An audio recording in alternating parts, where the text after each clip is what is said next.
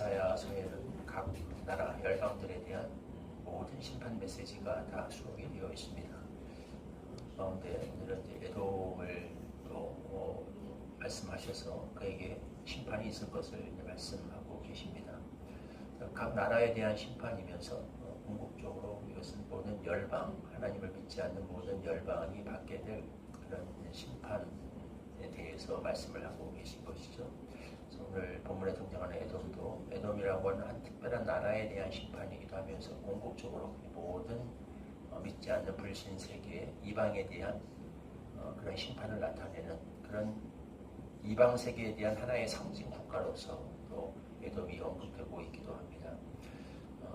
특별히 이 심판을 통해서 우리는 오늘 본문에서는 두 가지가 좀 강조되어 있는 것을 보게 되죠. 모든 사실은 심판 메시지가 다 똑같아요. 핵심은 하나님이 심판하신다. 모든 사실 이사야서가 나라 대상만 바뀌었고 표현만 바뀌었고 똑같이 하나님이 심판하신다. 그 얘기가 반복되고 있는데 그래도 각 그 본문마다 조금씩 같은 핵심 내용은 똑같지만 메시지는 똑같지만 조금씩 표현을 바꿔가면서 뭔가 심판의 어떤 한 점을 조금 강조하고 있는 것들을 보게 되죠. 지금 예수님이 천국에 대해서 여러 가지 비유를 말씀하실 때 사실은 핵심은 똑같습니다. 천국에 대해서 말씀하시는 거예요.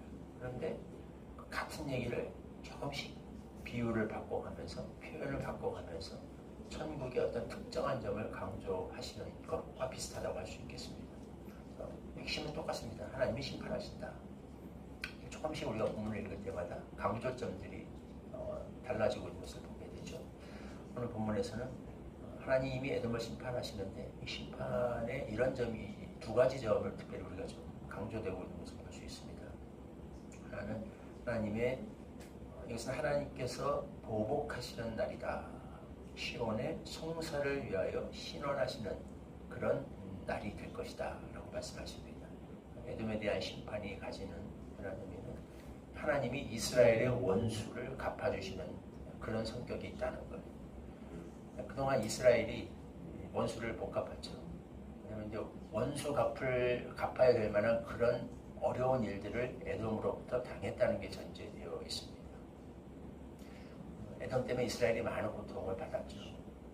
애초에 처음에 거슬러 올라가면 출애굽해서 요단을 건널 때부터 요단 오늘날의 그 요르단 지역을 관통해서 쭉 이스라엘 가나안 땅으로 들어오려고 할 때부터 시작됐습니다. 왕의 대로라고 하는 편한 길이 거기에 있었어요. 아주 좋은 길입니다. 이스라엘이 거기를 지나고 싶어 했죠. 에돔 왕에게 부탁을 했습니다. 근데 에돔 왕이 거절을 했어요. 못 들어간다. 허락만 해주면 되는데. 그래서 이스라엘이 그 길을 지나지 못하고 광야길로 돌아가느라고 엄청 고생을 했죠. 불평하고 힘들고 원망하고 광야는 여러 차례 얘기했습니다. 여름에 40도, 50도까지 올라가요. 얼마나 힘들었겠어요. 불평하다가 하나님이 불뱀을 보내셔가지고 다 물려 죽고 부랴부랴 또 모세한테 부탁해서 녹뱀을 달아 달고 엄청 고생을 많이 했죠. 근데도 그럴 수밖에 없었어요. 왜? 하나님이 에돔을 건드리지 말라 그랬거든요. 에돔은 에서의 후예이기 때문에 그들에게 준 땅이니까 내가 그들을 손대지 말라. 그러니까 전쟁하지 말라. 이스라엘이 얼마든지 맘만 먹으면 밀어버릴 수 있었는데 성경에 보면 그때 에돔이 두려워했다고 그랬거든요. 그러니까 분사력이 이스라엘이 훨씬 압도적이었다는 거예요. 맘만 먹으면 얼마든지 손볼 수 있었는데 이스라엘이 따끔하게 에돔의 버릇을 고쳐주고 그 가운데로 지날 수 있었는데 하나님이 그러지 말라 그래서 이스라엘이 참아야 했습니다. 에돔을 건드리지 못했어요. 그 이후로부터 계속해서 에돔 때문에 어떤 아픔이나 고통이나 힘든 일이 있어도 하나님이 손을 대지 못하게 하셨기 때문에 이스라엘은 원수를 갚을 수가 없었습니다. 특별히 에돔의 죄악은 오늘 본문에는 안 나오지만 다른 데 보면 여러 차례 에돔의 죄악, 가장 큰 죄악이 지적되고 있죠. 이스라엘이 바벨론에 의해서 침략을 당하고 고통을 당할 때도 이 에돔은 같은 형제 국가였대. 이스라엘은 하나님의 말씀 때문에 에돔을 형제처럼 여기고 건드리지 않고 이렇게 해줬는데 에돔은 그러지 않았습니다. 이스라엘이 고통받을 때 도와주기는커녕 굉장히 비웃고 조롱하고 즐거워하고 오히려 그것을 기회로 삼아서 남유다의 땅을 뺏었습니다. 유다가 바벨론의 침공에 시달릴 때 에돔 사람들이 다 유다 쪽으로 침범해 들어와서 남쪽의 땅을 뺏었어요. 거기에 살기 시작했습니다. 그 후예들이 신약에 나오는 그 이두메, 에돔이 이두메가 된 겁니다. 헤롯 대왕이 이두메 사람 출신이죠. 그때 그 뺏은 땅 치고 들어오는 그 사람들의 후예 중에서 나중에 헤롯 왕까지 나오게 되는 거예요. 어쨌든 이런 정말 그 이스라엘로서는 에돔 때문에 너무 힘들었는데 특히 유다가 너무 마음고생을 많이 했고 힘들고 고통스럽고 참 그랬는데 하나님이 원수 갚지 말라는 바람, 손대지 말라는 바람에 지금까지 이스라엘은 참아야 했습니다. 그 모든 불합리함, 부조리함, 아픔을. 네, 그건 하나님이 왜 그렇게 하셨냐? 이 날이 있기 때문에 그렇게 하신 거예요. 하나님이 때가 되면 신이 에돔에게 이스라엘의 원수를 갚아주실 날이 올 거기 때문에. 그동안 하나님이 그들에게 에돔에게도 특별히 은혜를 주셔서 그들의 심판을 보류하셨고 긍휼을 베푸셨습니다. 그때 혹시라도 에돔이 깨닫고 회개하고 돌아올 수 있는 그 기회를 주신 거죠. 로마서에서 말씀하신 것처럼 혹시 그들이 회개에 이를까 하나님의 길이 참으심의 풍성함 때문에 에돔을 보호해 주셨는데 에돔이 그걸 계속 짓밟고 우습게 여기고 그러니까 아무 일도 일어나지 않으니까 그 악행을 계속할 때 마침내 때가 되니까 하나님이 직접 그들을 선보십니다. 심판하셔요. 이런 날이 반드시 올 거기 때문에 하나님은 이스라엘에게 스스로 원수 갚지 말라고 말씀하셨던 겁니다. 오늘날 우리는 항상 이 하나님의 심판을 의식하면서 살아갈 때 이것을 명심해야 됩니다. 반드시 심판은 옵니다. 어떤 식으로든 이 땅에서 부분적으로 이 세상에서부터 이미 하나님의 심판이 올 수도 있고 그렇지 않으면 다음 내세에서라도 반드시 영원하신 하나님의 심판대 앞에서 심판은 오게 되어 있습니다. 악인이 일시적으로 잘 되는 것 같아도 우리에게 불합리한 고통을 가하고도 오히려 벌받지 않고 잘 사는 것 같아도 하나님의 때가 차면 반드시 공의가 실현되게 되어 있습니다. 그걸 믿고 우리는 우리 스스로 원수 갚으려고 하지 말아야 됩니다. 우리가 스스로 원수 갚으려고 하면 그러다 보면 우리도 똑같은 그 감정의 노예가 되고 증오의 노예가 되어서 사실은 그들과 별다를 것이 하나도 없는 그 수준으로 전락할 수 있기 때문에 이게 악에게 지는 거죠. 성경은 이런 일이 일어나지 않도록 악에게 지지 말고 선으로 악을 이기라. 원수 갚는 거 하나님께 맡기라. 이렇게 얘기하고 있는 겁니다. 그래서 혹시 이 땅에서 그게 정의가 실현되지 않을 수도 있어요. 악인들이 끝까지 잘 먹고 잘 살다가 그렇게 호의호식하다가 할 수도 있습니다. 그러나 하나님의 심판대 앞에서 그걸 피할 수는 없는 거죠. 이 땅에서 안 되면 반드시 영생 안에서라도 내세에서라도 하나님의 심판이 있고 모든 억울한 일들을 하나님이 반드시 풀어주실 우리의 억울함을 송사해 주실 신원해 주실 그날이 온다. 그걸 기억하면서 너무 억울해하지 말고 그 억울함에 못 이겨서 또 똑같은 방식으로 폭력과 어떤 징후로서 이 원수를 우리 스스로 원수를 갚으려고 하지 말아야 된다. 이것이 우리가 주는 오늘 본문이 주는 교훈이 되겠습니다. 또 하나는 이 심판의 이미지에 있어서 굉장히 강조되고 있는 것이 있습니다. 왜냐하면 이 심판이 얼마나 하나님이 심판하실 때 얼마나 이게 처참하고 끔찍한 일이 될 것인가 하는 그 이미지가 되게 강조되어 있어요. 그래서 어떻게 보면 되게 좀 잔인하죠. 표현들이. 굳이 이런 표현을 쓰셔야 했나 싶을 정도로 매우 혐오스럽고 잔인한 표현들이 등장합니다.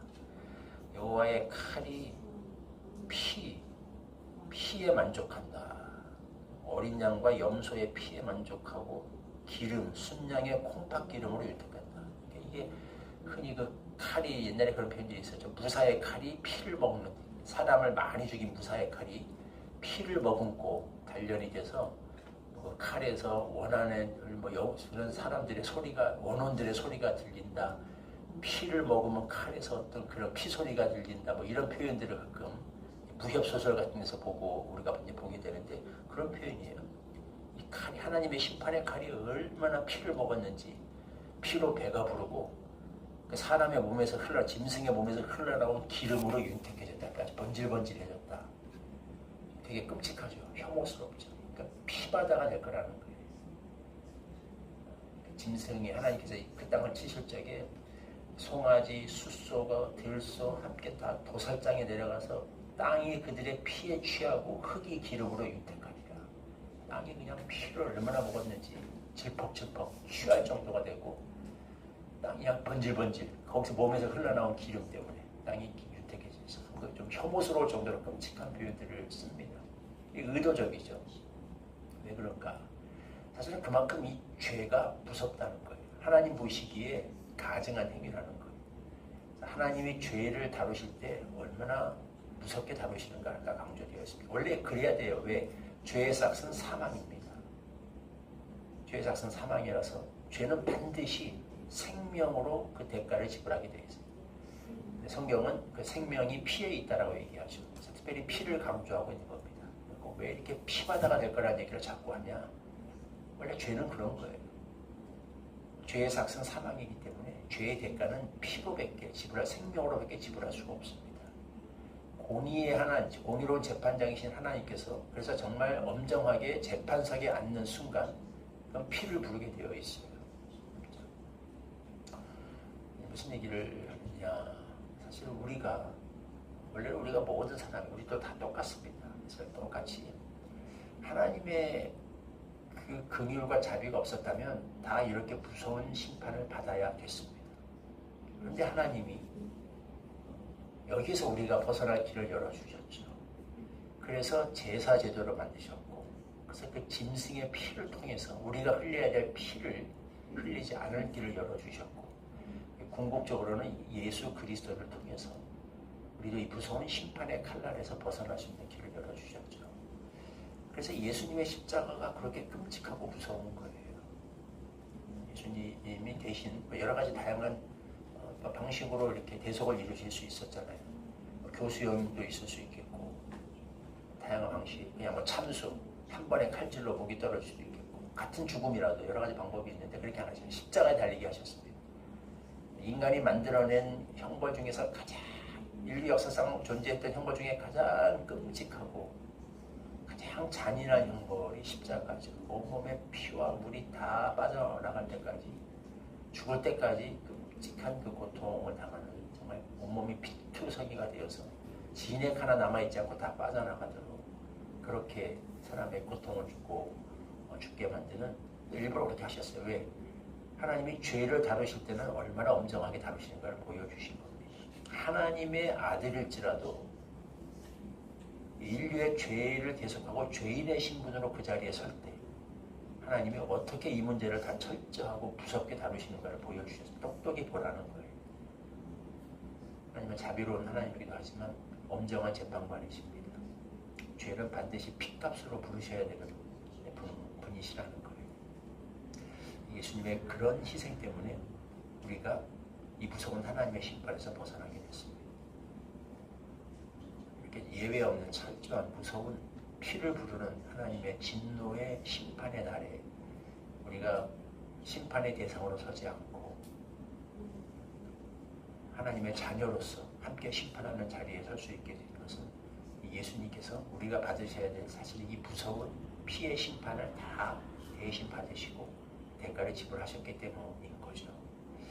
우리는 하나님의 심판을 생각할 때마다 다른 한편으로는 우리 이걸 생각해야 됩니다. 사실은 우리가 그 자리에 있을 수 있었는데 사실 우리도 그들과 함께 심판받아야 마땅한 건데 그러지 않겠어요? 하나님의 공의로운 재판관 앞에서 우리가 어떻게 감히 우리의 행위로서 이걸 벗어날 수 있겠습니까?